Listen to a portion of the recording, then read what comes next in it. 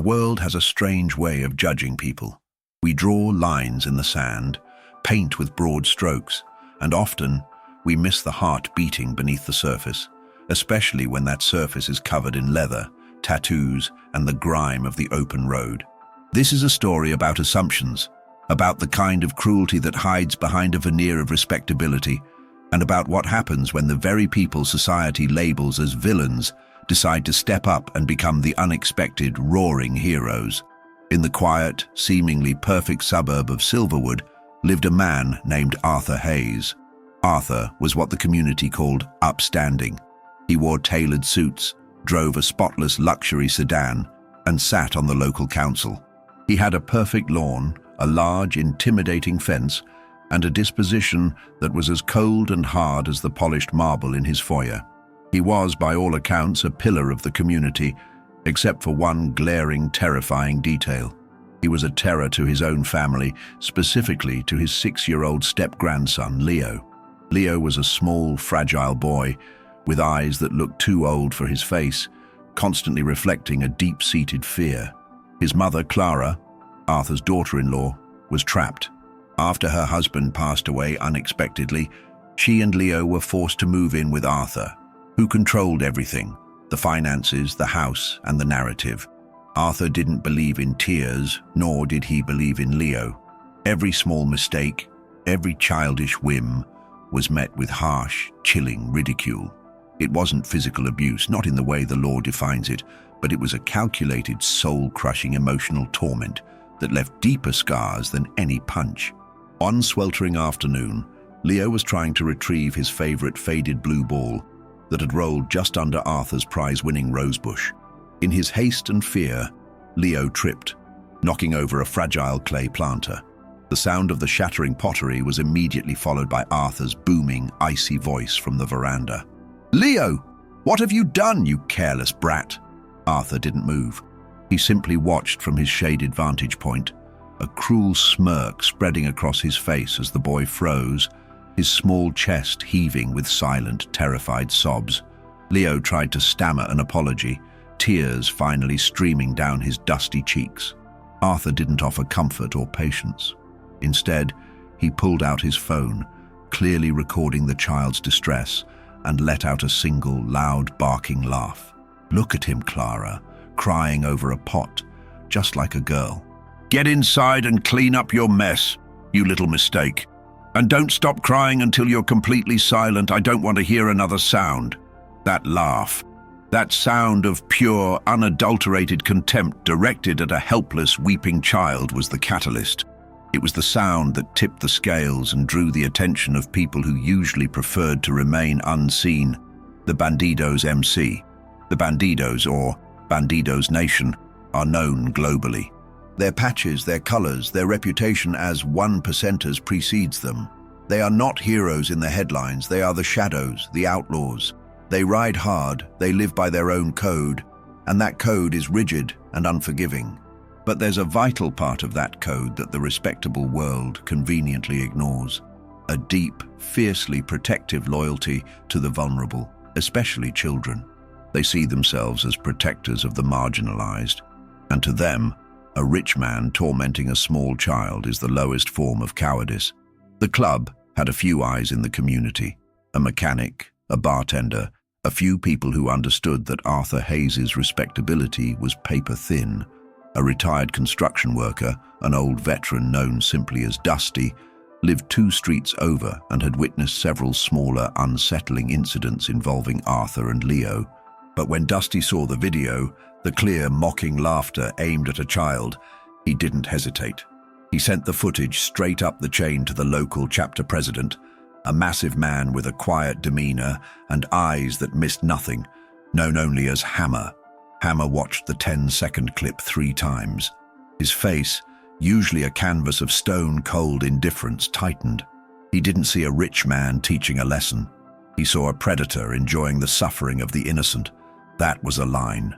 The next morning, Silverwood woke up to a sound that usually belonged on a distant highway, not their manicured streets: the deep, resonant rumble of dozens of high-displacement V-twin engines.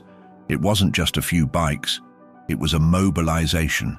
Word had gone out to neighboring chapters. This wasn't a fight.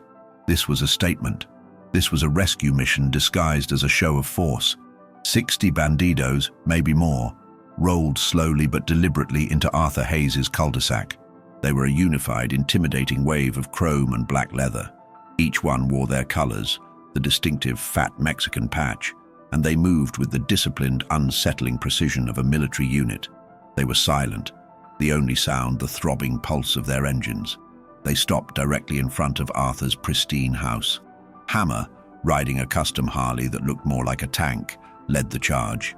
He stopped precisely where Leo's ball had rolled, and 60 motorcycles followed suit, forming an impenetrable, unmoving wall. They didn't park on the street. They angled their bikes.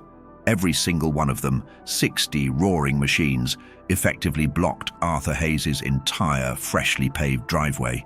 He was going nowhere. Inside the house, Arthur was preparing for his morning golf game, oblivious. Clara and Leo were eating breakfast in strained silence. The sudden, earth-shaking rumble brought Clara to the window. Her jaw dropped. She saw the wall of bikers, their patches unmistakable. Terror warred with a strange, nascent hope. Arthur, furious at the disturbance, stormed to the door, throwing it open, ready to unleash his usual torrent of privileged outrage. He stopped dead. The sight was overwhelming. 60 grim-faced, formidable men, radiating power and silent menace. Hammer, still seated on his bike, simply looked at Arthur, his helmet hiding his expression, but his presence screaming authority. "What in the blazes do you think you're doing? This is private property. I'm calling the police," Arthur stammered, his voice losing its usual venom, replaced by a desperate, high-pitched tremor. Hammer raised a gloved hand, silencing him instantly. The engine rumble held steady, a deep, constant threat. He slowly pulled out his phone and played the video, amplifying the audio through a small portable speaker mounted on his handlebars.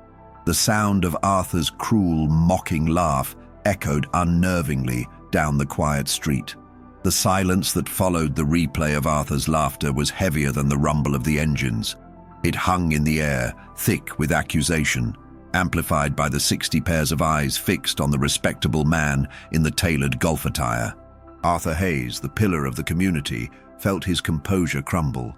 The audacity of these outlaws, this riffraff, to confront him on his own property, using his own cruelty against him, was unbearable. "Get that filth off my property, you're trespassing. I'll have you all arrested," Arthur shouted, regaining a shaky fraction of his bluster. He looked down the street, hoping for a neighbor, a patrol car, anyone who would validate his indignation. But Silverwood's residents were glued to their windows, silently watching the unprecedented spectacle. Many of them had suspected Arthur's coldness, but none had dared to challenge it. Now, the challenge had arrived on two wheels. Hammer finally spoke, his voice surprisingly calm, deep, and carrying easily over the idling V-twins. "The police will be here soon enough, Arthur. We called them ourselves. Not for trespassing, but for what you're doing to that boy." He gestured toward the house with his chin. "You find joy in making a child cry. That's not a man, that's a sickness. And sickness needs treatment." Arthur scoffed. "He's my step-grandson. I have the right to discipline him. It's called parenting, something you clearly know nothing about, you gang of thugs." At that moment, the front door of Arthur's house slowly opened. Clara, pale but resolute, stepped out, holding Leo close to her side. Leo looked out at the sea of leather and chrome, not with the expected fear, but with a wide-eyed, tentative curiosity. He recognized the sound of the bikes as the source of the interruption, the pause in the constant tension of his life. Hammer's focus shifted from Arthur to Clara and the boy. He cut his engine. The ensuing silence was startling. 59 other engines immediately followed suit. The street went from a throbbing roar to near absolute quiet, broken only by the distant rising wail of sirens. "Clara!" Hammer called out, using her name without asking. "We know why you're here. We know he controls the money, the house. We know you're trapped. We didn't come for a fight. We came for a rescue." He dismounted his bike, a massive, imposing figure now standing on Arthur's immaculate lawn. He walked toward Clara and Leo, and not a single one of the 60 men moved, their eyes locked, maintaining the intimidating perimeter. Arthur started forward, intending to stop Hammer, but two burly bandidos dismounted and silently stepped between him and the president, their presence an immediate, non-negotiable wall. Hammer crouched down on one knee, maintaining distance, careful not to overwhelm Leo. He removed his helmet, revealing a scarred but kind face, his eyes crinkling at the corners. He wasn't looking at Clara. He was looking directly at the little boy. "Hey, buddy," Hammer said softly, his voice a surprising contrast to his size. "My name is Hammer. You like motorcycles?" Leo, hiding mostly behind his mother's skirt, nodded shyly, his tears long dried. "Me too. We all like bikes. You know, sometimes the people who look the meanest are actually the ones who want to help the most," Hammer continued, his gaze drifting pointedly toward Arthur, who was sputtering in the background. "Sometimes, the biggest bullies are the ones who wear the nicest clothes and have the nicest houses." Clara watched this exchange, a flicker of something she hadn't felt in years, hope igniting in her chest. Hammer then turned his attention back to Clara. "The police are coming. The Child Protective Services are also aware. We've compiled all the videos, all the witness statements, including the one from Dusty down the street. We have secured the legal resources you need. You are not trapped anymore, Clara. He controls the house and the money, but he doesn't control your freedom." He stood up and pulled a thick, official-looking manila envelope from an inner pocket of his vest and handed it to Clara. "Inside is the contact for an attorney. A good one. Fully funded. We do a lot of good works the newspapers don't talk about. You take Leo, you walk out that door, you call this lawyer, you let us handle the show here." Arthur, recognizing the serious legal threat, finally understood the gravity of the situation. His face went from rage to a panicked, calculated fear. "Clara, don't you dare. If you walk out that door, you get nothing. You'll be on the street." Clara looked at Arthur, the man who laughed at her crying child, and then down at Leo's small, trusting face, now gazing up at the giant leather-clad man who had just spoken to him with more gentleness than Arthur ever had. Her decision was instant. She clutched the envelope, took Leo's hand, and walked straight past Arthur and toward the curb. As they reached the end of the driveway, the bandidos parted their formation just enough to allow Clara and Leo to pass through the line of bikes. 60 men who lived their lives outside of society's rules watched them go, as Clara and Leo walked down the street, heading toward a new, uncertain but free future. 60 engines simultaneously roared back to life, not in threat, but in a final, deafening salute. It was the sound of 60 men letting the world know that these two were under their protection, that they were safe. The police arrived moments later, finding 60 silent, heavily armed bikers blocking a man's driveway, with a stack of evidence ready to be presented.